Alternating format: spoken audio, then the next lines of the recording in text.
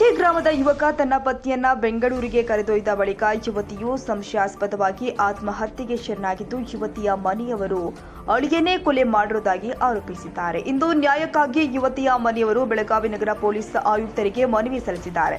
ಬೆಳಗಾವಿಯ ಮಚ್ಚೆ ಗ್ರಾಮದ ಗಣಪತ ಗಲ್ಲಿಯ ರಹಿವಾಸಿ ಸ್ವಾತಿ ಶ್ರೀಧರ ಸನದಿ ಜುಲೈ 12ರಂದು ಬೆಂಗಳೂರಲ್ಲಿ ಆತ್ಮಹತ್ಯೆಗೆ ಶರಣಾಗಿದ್ದು, ಇದು ಆತ್ಮಹತ್ಯೆಯಲ್ಲ ಕೊಲೆ ಎಂದು ಯುವತಿಯ ಮನೆಯವರು ಆರೋಪಿಸಿ ನ್ಯಾಯಕ್ಕಾಗಿ ಬೆಳಗಾವಿ ನಗರ ಪೊಲೀಸ್ ಆಯುಕ್ತರಿಗೆ ಮನವಿ ಸಲ್ಲಿಸಿದ್ದಾರೆ.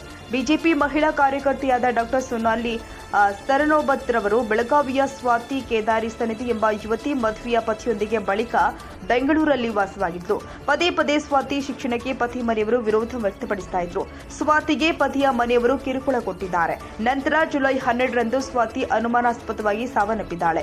ಕಿಟಕಿಗೆ ನೇಣು ಹಾಕಿಕೊಂಡಿದ್ದು ಅನುಮಾನವನ್ನ ಹುಟ್ಟುಹಾಕಿದೆ. ಪೊಲೀಸರು ಪ್ರಕರಣವನ್ನ ದಾಖಲಿಸಿಕೊಂಡಿಲ್ಲವೆಂದು ದೂರಿದ್ರು. ತಮ್ಮ ಮಗಳಿಗೆ ನೀಡಿದ ತೊಂದರೆಯನ್ನ ತಿಳಿಸಿ ಮಗಳ ಸಾವಿಗೆ ನ್ಯಾಯ ನೀಡಬೇಕು ಅಂತ ಸ್ವಾತಿ ತಾಯಿ ಕಣ್ಣೀರು ಹಾಕಿದ್ದಾರೆ. ಇನ್ನು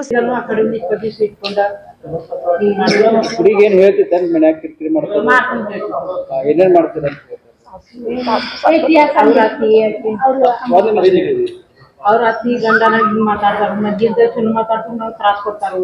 ನಿನ್ನ ಅಪ್ಪ ಒಂದ್ ಮನಿ ಮಾಡ್ತಾನ, ಏನ್ ಸಿಗೋದಿಲ್ಲ, ನನಗೆ ಏನ್ ಕೊಟ್ಟಿದಾರು ಹಿಂಗಂತ ಹೇಳ್ತಿದ್ ಹುಡುಗಿ. ಅವ್ವ ಏನಂದ್ರು, ನಾವೇ ಒಂದ್ ಮನಿ ಮಾಡವ್ರ, ನಮ್ಗೆ ಏನ್ ಸಿಗೋದಿಲ್ಲ, ಮತ್ ನಾವ್ ಏನ್ ಕೊಡೋದವ ಅಂತ ಹಿಂಗೆ ಹೇಳ್ಬಿಟ್ರು. ಈಗ ಯಾವಾಗ ಸುಸೈಡ್ ಮಾಡ್ಕೊಂಡ್ರ ಅಥವಾ ಕೊಲೆ ಮಾಡಿದಾರ? ಅದ್ ಏನ್ ಮಾಡಿದಾರ ಅವ್ರಿಗೆ ಗೊತ್ತ್ರಿ. ನಮ್ಗೆ ಆ ಹುಡುಗಿ ಮಾಡ್ಕೊಂಡಿದ್ ನಮ್ಗೇನ್ ಸೋಚೆ ಇಲ್ಲ, ಅವ್ರ ಮಾಡಿದ್ರ ನಮ್ಗ್ ಸೋಚೆ. ಕಿಟಕಿ ಮೇಲೆ ಹೆಂಗ್ ಮಾಡ್ಕೋತಾರ?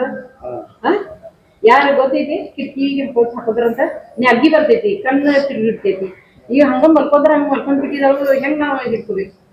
ಯಾರ್ ಮಾಡಿದ್ರಂತ ಹುಡುಗಿ ಏನ್ ಮಾಡ್ಕೋತಾವ್? ಗಂಡನ ಮನೆಯವ್ರು ಮಾಡಿದಾರಂತ.